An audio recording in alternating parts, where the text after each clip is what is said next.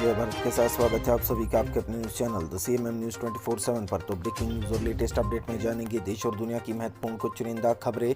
तो बड़ी खबरों में खबर निकल कर आ रही है, जापान के पूर्व शिंजो आबे की किसी ने गोली मारकर कर दी हत्या। पूरे भारत में आज राष्ट्रीय शोक का ऐलान। उसी के साथ खबर में जानेंगे, महुआ मोइत्रा ने बीजेपी को घेरा, क्या कुछ कहा सफाई में बताएंगे आपको। उसी के साथ खबर आ रही है, राज बब्बर को सालों पुराने केस में हुई थी 2 साल की जेल, खड़े खड़े ही मिल गई जमानत। साथ ही खबर में जानेंगे, अपरिचित के हीरो को आया हार्ट अटैक। साथ ही खबर में जानेंगे, लालू प्रसाद यादव की तबीयत अब दुरुस्ती पर। साथ ही खबर आ रही है कि सिद्धू मूसेवाला की जिंदगी के लिए 1 करोड़ रुपए दिए गए थे गोल्डी बराड़ और लॉरेंस बिश्नोई गैंग को। साथ ही खबर में जानेंगे, अहमदाबाद के गुमतीपुर बापनगर विस्तार में सबसे ज्यादा पानी, एक ही दिन में 6 इंच बरसात। साथ ही जानेंगे, सर्राफा बाजार में सोने चांदी का हाल और भारत के मौसम का पूर्वानुमान। तो सारी की सारी खबरें बहुत ही महत्वपूर्ण है, चुनिंदा है, तो वीडियो को एंड तक जरूर देखिए ताकि आपकी कोई भी न्यूज़ अपडेट मिस ना हो। हेलो दोस्तों, आज तारीख हो चुकी है 9 जुलाई 2022 और दिन हो चुका है शुक्रवार। तो पहली बड़ी खबर में जानेंगे, जापान के पूर्व पीएम शिंजो आबे का निधन, भाषण के दौरान हमलावर ने मारी थी गोली। आज भारत में राष्ट्रीय शोक का ऐलान। जापान के पूर्व पीएम शिंजो आबे का निधन हो गया है। सुबह भाषण के दौरान उन्हें गोली मारी गई थी। इसके बाद उन्हें अस्पताल में भर्ती किया गया था, जहां डॉक्टर ने उनकी हालत को बेहद नाजुक बताया था। उनके शरीर के सभी अंगों ने काम करना बंद कर दिया था। ये जानकारी मिलते ही कैंपेन रद्द करके पीएम किशिदा हेलीकॉप्टर से वापस टोक्यो आए थे। हमलावर शिंजो आबे की नीतियों से नाराज था, इसके लिए उसने इनकी हत्या की। 41 वर्षीय हमलावर को गिरफ्तार कर लिया गया है। शिंजो आबे पर नारा शहर में हमला हुआ था। यह हमला उन पर उस दौरान हुआ जब वो पश्चिमी जापान के नारा शहर में एक सभा को संबोधित कर रहे थे। तो पीएम मोदी ने इस पर दुख जताया है। हमले के बाद भारत के प्रधानमंत्री नरेंद्र मोदी ने इस पर दुख जताया। ट्वीट में लिखा, मेरे प्रिय मित्र शिंजो आबे पर हुए हमले से मैं व्यथित हूँ, हमारी दुआएं और प्रार्थनाएं उनके साथ है। और उन्होंने राष्ट्रीय शोक का भी फिर उनकी मौत की खबर आने के बाद ऐलान कर दिया था। तो 2020 में प्रधानमंत्री पद से इन्होंने इस्तीफा दे दिया था। आपको बता दें कि शिंजो आबे पीएम मोदी के अच्छे दोस्तों में से एक है। उन्होंने साल 2020 में अगस्त में जापान के प्रधानमंत्री पद से इस्तीफा दे दिया था। उन्होंने यह फैसला अपने स्वास्थ्य कारणों की वजह से लिया था। 65 वर्षीय आबे ने पद छोड़ने की घोषणा एक प्रेस कॉन्फ्रेंस में की थी। उन्होंने कहा था कि उन्हें इंटेस्टाइनल बीमारी का इलाज करने के लिए कुछ समय की जरूरत है, इसलिए वह अपने पद से इस्तीफा दे रहे हैं। पिछले 2 हफ्तों के दौरान शिंजो आबे के 2 बार अस्पताल उनको भी जाना पड़ा था। उनकी तबीयत के कारण इस बात के अनुमान लगाए जा रहे थे कि उनका स्वास्थ्य ठीक नहीं चल रहा है। 2012 में पूर्ण बहुमत से चुनाव जीतने के बाद शिंजो आबे दोबारा प्रधानमंत्री बने थे। तो शिंजो आबे की अब हत्या हो चुकी है। शिंजो आबे हमारे बीच नहीं रहे और राष्ट्रीय शोक का भी ऐलान हुआ है। बढ़ते अगली खबर की ओर। तो इस खबर में जानेंगे, फिर भड़की महुआ मोइत्रा, बोली बीजेपी बंगालियों को न सिखाए कि मां काली की पूजा कैसे करनी चाहिए। मां काली पर हाल में की गई विवादास्पद टिप्पणियों को लेकर भारतीय जनता पार्टी बीजेपी के निशाने पर आई तृणमूल कांग्रेस की नेता सांसद महुआ मोइत्रा ने कहा कि भाजपा हिंदू देवी देवताओं की संरक्षक नहीं है और उसे बंगालियों को नहीं सिखाना चाहिए कि मां काली की पूजा कैसे होती है।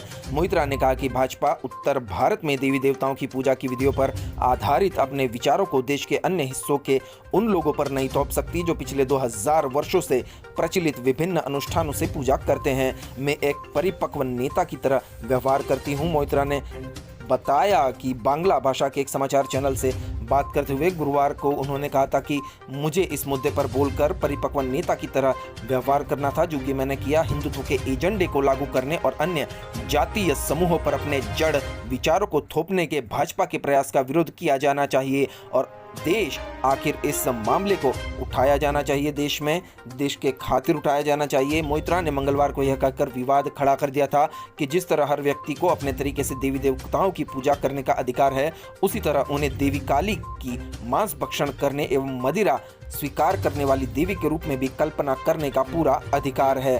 तो मोइत्रा ने बीजेपी को चुनौती दी है। उन्होंने इस बात का जिक्र किया कि तृणमूल ने पिछले साल पश्चिम बंगाल विधानसभा चुनाव में भाजपा को किस प्रकार हराया था। मोइत्रा ने कहा कि यह बाहरी लोगों का दल है जिसने हिंदुत्व की राजनीति को थोपने की कोशिश की है, लेकिन मतदाताओं ने उन्हें नजरअंदाज किया।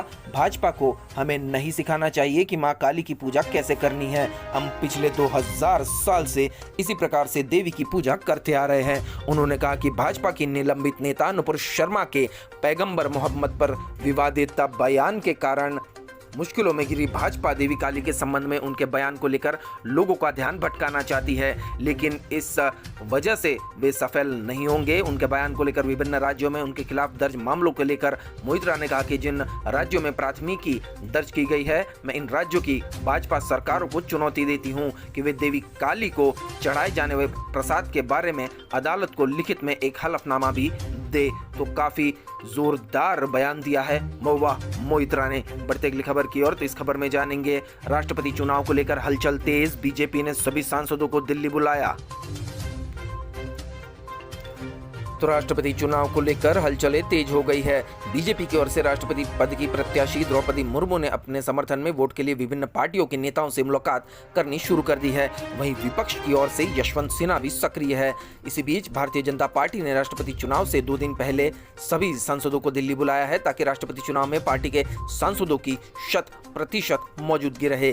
बीजेपी के सूत्रों से मिली जानकारी के अनुसार 16 जुलाई को सांसदों के दिल्ली पहुंच जाने पर उनके लिए एक प्रशिक्षण और प्रेजेंटेशन रखा जाएगा ताकि उन्हें मतदान की प्रक्रिया से जुड़ी बारीकियों के बारे में जानकारियों के बारे में भी बताया जा सके। बढ़ते अगली खबर की ओर, तो इस खबर में जानेंगे मुख्यमंत्री बनने के बाद पहली बार दिल्ली जाएंगे एकनाथ शिंदे, फडणवीस भी होंगे साथ। जी हाँ दोस्तों, अब एकनाथ शिंदे मुख्यमंत्री बन चुके हैं महाराष्ट्र के, तो वो पहली बार सीएम बनने के बाद दिल्ली जाएंगे, प्रधानमंत्री से भी मिलेंगे, कई नेताओं से मुलाकात करेंगे।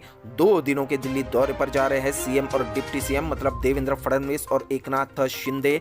दिल्ली में पीएम मोदी समेत बीजेपी के कई बड़े नेताओं से भी मुलाकात करेंगे। सत्ता परिवर्तन के बाद पहली बार सीएम एकनाथ शिंदे दिल्ली जा रहे हैं। बढ़ते अगली खबर की ओर, तो इस खबर में जानेंगे बकरीद को लेकर गाइडलाइंस जारी, कुर्बानी का वीडियो व खुले में नमाज पढ़ने सहित अन्य जानकारी। जी हाँ दोस्तों, अब खुले में नमाज पढ़ने में और कुर्बानी का वीडियो न बनाने सहित अन्य जानकारियां दी है। इस गाइडलाइंस को देखकर ऐसा लगता है दोस्तों कि ये गाइडलाइंस ना होकर पाबंदियां है। दरअसल जानवर को खुले में न बांधे, इसके साथ ही परिवहन बाजारों में जानवरों के साथ क्रूरता नहीं होनी चाहिए। मानसून के कारण अतिरिक्त स्वच्छता बनाए रखने को कहा है। कुर्बानी को बूचड़खाने में न करे, अपने घर या अपने दरवाजे के बाहर और सुनिश्चित जगहों पर करे, यहाँ ना करे, अंतड़िया यहाँ वहाँ ना फेंके। इसके अलावा ईद के दिन सड़कों पर नमाज पढ़ने से बचे। धर्मगुरु के अनुसार सार्वजनिक जगहों पर स्थानों पर कब्जा ना करे। पार्किंग वगैरह की समस्या, ईदगाहों में जहां नमाज की योजना है वहां भीड़ की समस्या, जनता को असुविधा से बचाने के लिए अजान की आवाज़, लाउडस्पीकर की आवाज़ कम करे। ईदगाहों मस्जिदों में भीड़ को कंट्रोल करे। त्योहारों को अपने में मनाएं, ज़्यादा दूर ना जाए, रैलियां ना निकाले वगैरह वगैरह। कोरोना की गाइडलाइंस भी इन्होंने कही है, तो ये गाइडलाइंस के मद्देनजर इन्होंने पाबंदियां लगाई है ऐसा लग रहा है। बढ़ते अगली खबर की ओर, तो इस खबर में जानेंगे कोर्ट ने राज बब्बर को सुनाई 2 साल की सजा, 26 साल पहले चुनाव अधिकारी से की थी मारपीट। लखनऊ के एमपी एमएलए कोर्ट ने अभिनेता राज बब्बर को 2 साल के साथ 8,500 रुपए की सजा सुनाई थी। राज बब्बर को यह सजा 26 साल पहले 2 मई 1996 को लखनऊ के वजीरगंज में एक चुनावी अधिकारी के साथ मारपीट करने के मामले में सुनाई गई है। उस वक्त राज बब्बर लखनऊ से सपा प्रत्याशी थे। हालांकि मामले में कोर्ट से जमानत भी उनको मिल चुकी है। तो कोर्ट के अनुसार इस मामले की रिपोर्ट 2 मई 1996 को थाना वजीरगंज में सपा प्रत्याशी राज बब्बर और अरविंद यादव के अलावा अज्ञात लोगों के विरुद्ध दर्ज कराई गई थी। यह रिपोर्ट चुनाव अधिकारी श्री कृष्ण सिंह राणा ने दर्ज कराई थी। रिपोर्ट में आरोप है कि मतदान केंद्र संख्या 192 पर जब मतदाताओं का आना बंद हो गया तब वह मतदान केंद्र से बाहर निकलकर खाना खाने जा रहे थे। इतने में समाजवादी पार्टी के प्रत्याशी राज बब्बर अपने साथियों को लेकर मतदान केंद्र पहुंचे और फर्जी मतदान का झूठा आरोप लगाने लगे, जिसके बाद उन्हें चुनाव अधिकारी श्री कृष्ण सिंह राणा और शिव कुमार सिंह को मारा पीटा। मतदान केंद्र के बूथ संख्या 191 में नियुक्त मतदान अधिकारी मनोज कुमार श्रीवास्तव, पुलिस और अन्य लोगों ने बीच बचाव किया। राज बब्बर के साथ मारपीट में शामिल दूसरे अभियुक्त अरविंद यादव की मौत तब ही हो गई थी जब मामला कोर्ट में विचाराधीन था। सुनवाई के दौरान श्री कृष्ण सिंह राणा, शिव कुमार सिंह, मनोज श्रीवास्तव के अलावा 2 अन्य गवाहों ने मामले को लेकर गवाही भी दी थी। तो राज बब्बर को 2 साल की सजा भी हुई और अग्रिम जमानत भी मिल गई। बढ़ते अगली खबर की ओर, तो इसमें जानेंगे राहुल गांधी ने लालू प्रसाद यादव से मुलाकात कर जाना हालचाल। एम्स में चल रहा है लालू प्रसाद यादव का इलाज। कांग्रेस नेता राहुल गांधी ने दोपहर को दिल्ली के एम्स अस्पताल में जाकर लालू प्रसाद यादव से मुलाकात की। लालू प्रसाद यादव के उन्होंने खबर अंतर पूछे, क्योंकि लालू प्रसाद यादव की तबीयत काफी खराब थी। तो कांग्रेस नेता राहुल गांधी ने लालू प्रसाद यादव की मुलाकात ली है, उनके सेहत की जानकारी ली है। बढ़ते अगली खबर की ओर, तो इसमें जानेंगे विक्रम को अस्पताल में कराया गया एडमिट। जी हां दोस्तों, अपरिचित फिल्म के हीरो विक्रम को अस्पताल में भर्ती कराया गया था। दरअसल कलाकार विक्रम को शुक्रवार को अस्पताल में भर्ती कराया गया। उनके पीआर ने दिल का दौरा पड़ने की खबरों का खंडन किया है। विक्रम की फिल्म पेनियन सेल्वन शुक्रवार को इसका टीजर रिलीज होना था। विक्रम को अस्पताल में भर्ती कराया गया है। पहले ये खबर आई थी कि उनको दिल का दौरा पड़ा है, लेकिन इसका खंडन उनके पीआर एजेंसी ने कर दिया है। तो अब क्या कुछ है, खबर में हम आपको अपडेट करते रहेंगे। बढ़ती अगली खबर की ओर, तो इस खबर में जानेंगे शिंजो आबे के निधन से दुनिया हुई गमगीन। बोरिस जॉनसन और फ्रांसीसी राष्ट्रपति समेत कई वैश्विक नेताओं ने जताया दुख।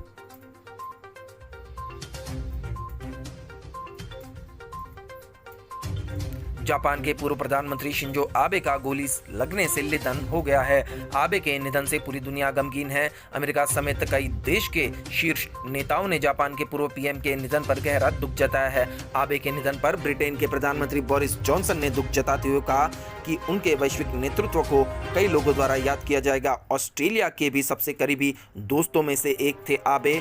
वहां के प्रधानमंत्री ने भी कहा है जापान ने एक महान पूर्व पीएम खो दिया। मैक्रो का भी बयान आया है। बढ़ते अगली खबर की ओर, तो इस खबर में जानेंगे चोट के कारण विंबलडन से हटे Rafael Nadal. Wimbledon tennis grand slam से स्पेन के टेनिस खिलाड़ी राफेल नडाल ने हटने का फैसला किया है। 22 बार के ग्रैंड स्लैम चैंपियन नडाल का सामना सेमीफाइनल में ऑस्ट्रेलिया के निक कार्गियोस से होने वाला था। पेट में चोट की वजह से नडाल ने यह फैसला किया है। उन्होंने साल के पहले 2 ग्रैंड स्लैम ऑस्ट्रेलियन ओपन और उसके बाद फ्रेंच ओपन को अपने नाम किया था। विंबलडन में भी वह जीत के प्रबल दावेदार माने जाते हैं। बढ़ती अगली खबर की ओर, तो इसमें जानेंगे बढ़ती महंगाई के बीच नितिन गडकरी का बड़ा दावा। बोले अगले 5 साल में पेट्रोल हो जाएगा बैन। तो केंद्रीय परिवहन मंत्री नितिन गडकरी ने गुरुवार को एक बड़ा बयान दिया है। देश में पेट्रोल डीजल की कीमतों से बढ़ोतरी के बीच उन्होंने ये कहा कि अगले 5 साल में देश से पेट्रोल को खत्म कर दिया जाएगा, इस पर प्रतिबंध लगा दिया जाएगा। नितिन गडकरी गुरुवार को अकोला में डॉक्टर पंजाब राव देशमुख कृषि विश्वविद्यालय के 36वें दीक्षांत समारोह में बतौर मुख्य अतिथि बोल रहे थे। इस अवसर पर केंद्रीय मंत्री नितिन गडकरी को कृषि विश्वविद्यालय द्वारा डॉक्टर ऑफ साइंस की उपाधि से सम्मानित किया गया। कार्यक्रम की अध्यक्षता राज्यपाल और विश्वविद्यालय के कुलाधिपति भगत सिंह कोश्यारी ने की। गडकरी ने कहा कि अब विदर्भ में बने बायोएथेनॉल का इस्तेमाल वाहनों में किया जाएगा। ग्रीन हाइड्रोजन को कुएं के पानी से बनाया जा सकता है और 70 रुपए प्रति किलो के हिसाब से बेचा जा सकता है। गडकरी ने कहा कि अगले 5 साल में देश से पेट्रोल खत्म हो जाएगा। उन्होंने कहा कि सिर्फ गेहूं, चावल, मक्का लगाने से कोई किसान अपना भविष्य नहीं बदल सकता है। गडकरी ने कहा कि किसानों को ऊर्जादाता बनने की जरूरत है। बढ़ते अगली खबर की ओर, तो इस खबर में जानेंगे तीस्ता सलवाड़ की अभी जेल में ही गुजरेगी रातें। कोर्ट ने इस वजह से टाल दी जमानत याचिका पर सुनवाई।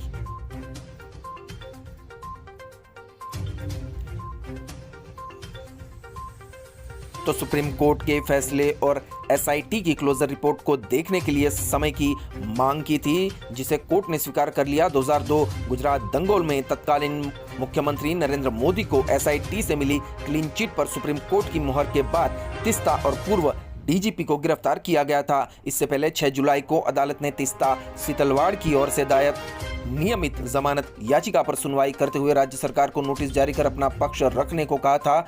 सीतलवाड़ और अन्य 2 पूर्व आईपीएस अधिकारियों 2002 के सांप्रदायिक दंगों के सिलसिले में बेगुनाह लोगों को फंसाने की साजिश रचने के आरोप में हाल में अहमदाबाद क्राइम ब्रांच ने गिरफ्तार किया था। अतिरिक्त सत्र न्यायाधीश ईडी ठक्कर ने दूसरे आरोपी और गुजरात के पूर्व डीजीपी आरबी श्री कुमार की नियमित जमानत पर सुनवाई करते हुए भी राज्य सरकार को नोटिस जारी किया था। बढ़ते अगली खबर की ओर, तो इस खबर में जानेंगे नुपुर विवाद के बाद हैकरों का भारत पर साइबर अटैक, 2000 से ज्यादा वेबसाइट को किया hack.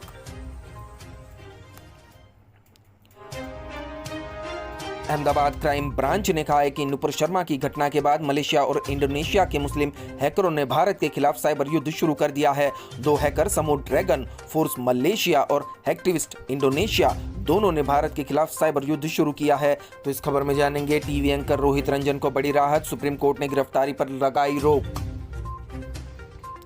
TV anchor Rohit Ranjan को सुप्रीम कोर्ट से बड़ी राहत मिली है। सुप्रीम कोर्ट ने फिलहाल रोहित रंजन की गिरफ्तारी पर रोक लगा दी है।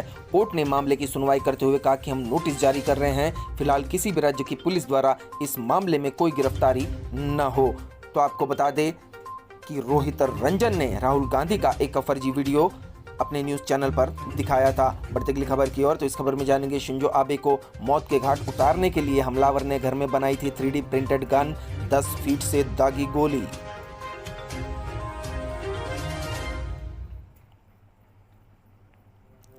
जापान के पूर्व प्रधानमंत्री शिंजो आबे को पश्चिमी जापान में एक चुनावी कार्यक्रम में भाषण के दौरान गोली मार दी गई। जापान के NHK वर्ल्ड न्यूज के मुताबिक तेत्सुया यामागामी नाम के हमलावर ने उन पर हैंडमेड गन से हमला किया। शुरुआती जांच में पता चला है कि हमलावर तेत्सुया यामागामी ने शिंजो आबे को मारने के लिए डक्ट टेप में लिपटे स्टील ट्यूब के साथ एक घर में ही बनाई गई डबल बैरल बंदूक का इस्तेमाल किया था। बढ़ते अगली खबर की ओर, तो इस खबर में जानेंगे यूपी में होमगार्ड की बम्पर वैकेंसी, 32,000 खाली पदों पर होगी भर्ती।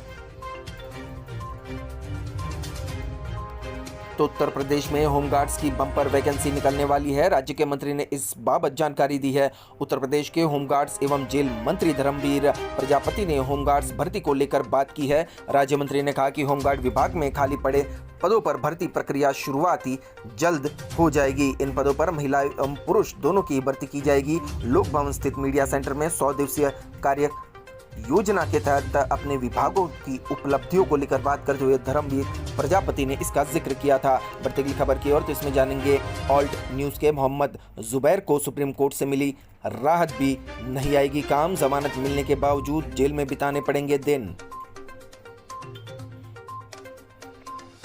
तो ऑल्ट न्यूज के सह संस्थापक मोहम्मद जुबैर की याचिका पर शुक्रवार को सुनवाई करते हुए सुप्रीम कोर्ट ने उन्हें सशर्त अंतरिम जमानत दी है। धार्मिक भावनाओं को आहत करने के आरोप में यूपी पुलिस द्वारा सीतापुर में दर्ज प्राथमिकी में सुप्रीम कोर्ट ने मोहम्मद जुबैर को 5 दिन की अंतरिम जमानत दी है। हालांकि जमानत के बावजूद जुबैर जेल से बाहर नहीं आएंगे क्योंकि वह दिल्ली में न्यायिक हिरासत में है। उन्हें सिर्फ सीतापुर यूपी मामले में 5 दिन की जमानत मिली है। वहीं कोर्ट ने उन्हें सीतापुर मजिस्ट्रेट की अदालत से अधिकार क्षेत्र को नहीं छोड़ने और मामले से संबंधित मुद्दे पर कोई नया ट्वीट पोस्ट नहीं करने का आदेश भी दिया है। बढ़ते अगले समाचार की ओर, तो इसमें जानेंगे नकवी और RP सिंह के इस्तीफे के बाद स्मृति ईरानी को मिला अल्पसंख्यक कल्याण, तो ज्योतिरादित्य सिंधिया को स्टील मंत्रालय।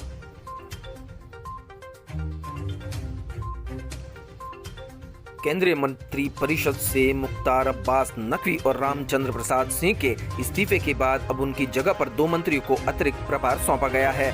ज्योतिरादित्य सिंधिया को उनके मौजूदा पोर्टफोलियो के अलावा इस्पात मंत्रालय का प्रभार भी सौंपा गया है, जबकि स्मृति ईरानी को उनके मौजूदा पोर्टफोलियो के अलावा अल्पसंख्यक मामलों के मंत्रालय का प्रभार सौंपा गया है। आपको बता दें कि प्रधानमंत्री नरेंद्र मोदी के सलाह के बाद केंद्रीय मंत्रिपरिषद से मुख्तार अब्बास नकवी और रामचंद्र प्रसाद ने इस्तीफा दे दिया था, जिसे राष्ट्रपति ने स्वीकार कर लिया है। बढ़ते अगली खबर की ओर, तो इसमें जानेंगे राजस्थान के 5 जिलों में भारी बारिश का अलर्ट। झालावाड़, जालौर में 4 इंच तक बारिश हुई। जयपुर में 3 दिन बाद उम्मीद।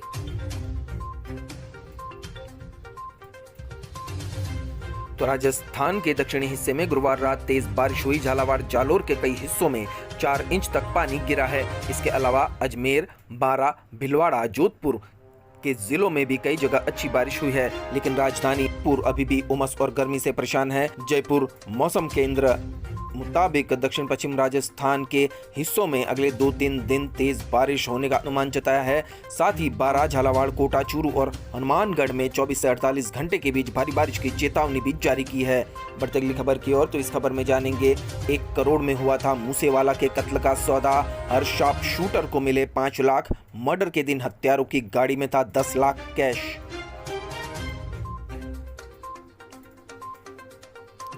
मशहूर पंजाबी सिंगर सिद्धू मूसेवाला के कत्ल का सौदा 1 करोड़ रुपए में हुआ था। इसमें हर शार्प शूटर को 5-5 लाख रुपए मिले थे। बाकी पैसा दूसरे मददगारों को दिया गया। मूसेवाला की हत्या के दिन हत्यारों की गाड़ी में 10 लाख कैश मौजूद था। यह कैश कनाडा में बैठे लॉरेंस गैंग के गैंगस्टर गोल्डी बराड ने भिजवाया था। सूत्रों के मुताबिक पंजाब पुलिस की शार्प शूटर प्रियव्रत फौजी और कशिश से हुई पूछताछ में यह खुलासा हुआ है और पुलिस अब कैश रिकवर करने में भी जुट गई है। बढ़ते अगली खबर की ओर, जिसमें जानेंगे सीएम की पत्नी के नाम वाला ट्विटर अकाउंट सस्पेंड। कल ही हुई थी मान से शादी, गुरप्रीत ने मेहंदी और शादी की फोटो डाली थी।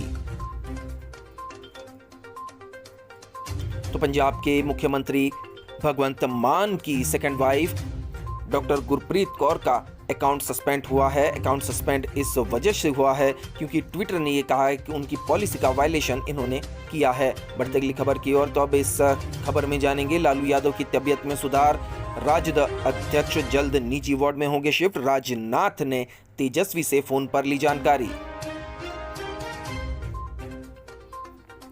दिल्ली एम्स में भर्ती राजद अध्यक्ष लालू यादव की तबीयत में सुधार हो रहा है। डॉक्टर का दावा है कि उनकी सेहत में सुधार हो रहा है। एम्स के कार्डियोलॉजी विभाग के प्रोफेसर जिनकी देखरेख में लालू यादव का इलाज चल रहा है, उनका दावा है कि 2 दिनों में लालू को सीसीयू से अस्पताल की निजी वार्ड में शिफ्ट कर दिया जाएगा। तो राजनाथ सिंह ने भी उनके हेल्थ की जानकारी उनके बेटे तेजस्वी यादव को फोन करके ली है। बढ़ते अगली खबर की ओर, तो इस खबर में जानेंगे हाईकोर्ट पहुंची कंगना रनौत। बठिंडा में मानहानि केस के खिलाफ पिटीशन, बुजुर्ग को 100 रुपए लेकर धरने में जाने वाली औरत कहा था।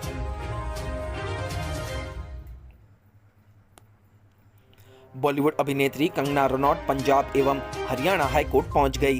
कंगना को बठिंडा की कोर्ट ने मानहानि केस में समन किया था जिसमें उन्हें पेश होने को कहा गया था। केस की अगली सुनवाई 11 जुलाई को होगी। कंगना ने बठिंडा के गांव बहादुरगढ़ जंडिया की रहने वाली 87 वर्षीय महिला किसान महेंद्र कौर को 100 रुपए लेकर धरने में शामिल होने वाली औरत कहते हुए ट्वीट किया था, जिसके खिलाफ महिला ने कोर्ट में केस दायर भी किया था। बढ़ते अगली खबर की ओर, तो इस खबर में जानेंगे अहमदाबाद में बादल फटने जैसे हालात। 2 घंटे में ही उस्मानपुरा में 9, तो गोमतीपुर में, विराटनगर और चकोड़िया में 6-6 इंच बारिश से शहर का हाल बेहाल। अहमदाबाद में कल दोपहर को मूसलाधार बारिश का ऐसा दौर शुरू हुआ मानो बादल ही फट गया हो। सिर्फ 2 ही घंटे में उस्मानपुरा इलाके में 9 इंच, तो गोमतीपुर, विराटनगर और चकोड़िया में भी 6 इंच पानी गिर गया। इससे शहर की सड़कें तालाब में बदल गई और जगह जगह लंबा ट्रैफिक जाम लग गया। पूर्वी क्षेत्र के रामोल व वस्त्राल में 2 घंटे में 5 इंच बारिश दर्ज की गई। वहीं रखियाल, गोमतीपुर, ओढव, विराटनगर, रामोल, वस्त्राल में औसतन 4 इंच बारिश हुई। पश्चिमी क्षेत्र के पालड़ी, वासणा, वाड़ज, उस्मानपुरा, इनकम टैक्स, आश्रम रोड, चांदखेड़ा, रावणी व साबरमती इलाके में 3 इंच से ज्यादा बारिश दर्ज की गई। 24 घंटे में राज्य के 228 तालुकों में बारिश हुई है। पिछले 24 घंटों में राज्य के 228 तालुकों में बारिश हुई है। राज्य में 8 इंच की सबसे ज्यादा बारिश जामकंतेरा में हुई है, उसके बाद और उपलेटा में 5 इंच बारिश हुई है। सौराष्ट्र में भी भारी बारिश से बाढ़ के हालात है। मौसम विभाग ने अगले 5 दिनों तक बारिश की संभावना जताई है।